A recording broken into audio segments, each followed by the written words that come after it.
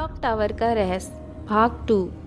पिछले भाग में अर्नव ने क्लॉक टावर के रहस्यमयी कमरे में एक डायरी पाई थी जिसमें लिखा था कि टावर में कुछ भयानक छिपा है।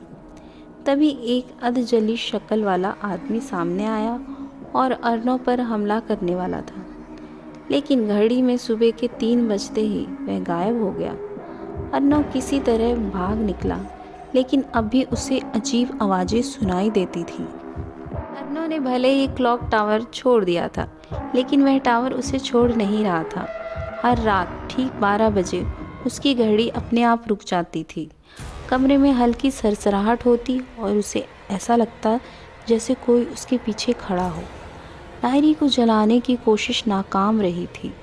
अर्नव समझ गया कि टावर का यह रहस्य उससे जुड़ चुका है।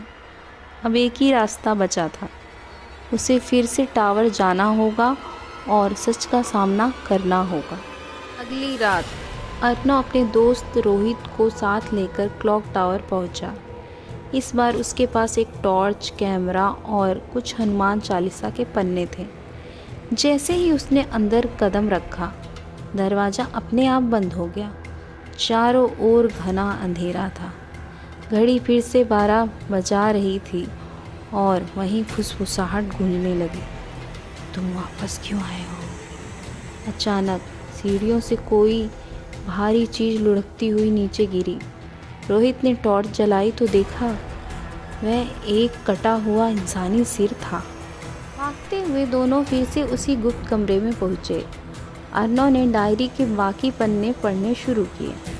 1889 में राजा विक्रम सिंह ने इस टावर को बनवाया था, लेकिन उसने इसे एक आम इमारत नहीं बल्कि एक काल द्वार के रूप में तैयार किया था, जहां मरे हुए आत्माओं को कैद किया जा सके।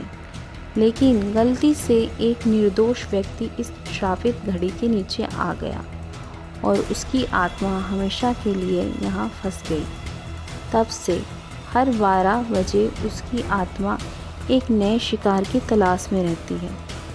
तभी रोहित चिल्लाया, अर्नव पीछे देख। वही अधजली शक्ल वाला आदमी धीरे धीरे उनकी ओर बढ़ रहा था। उसकी आंखों में खून झलक रहा था। उसने अर्नव की गर्दन पकड़ ली। अर्नव को सांस लेना मुश्किल हो गया। रोहित ने जल्दी से हनुमान चालीसा के पन्ने हवा में उड़ा दिए।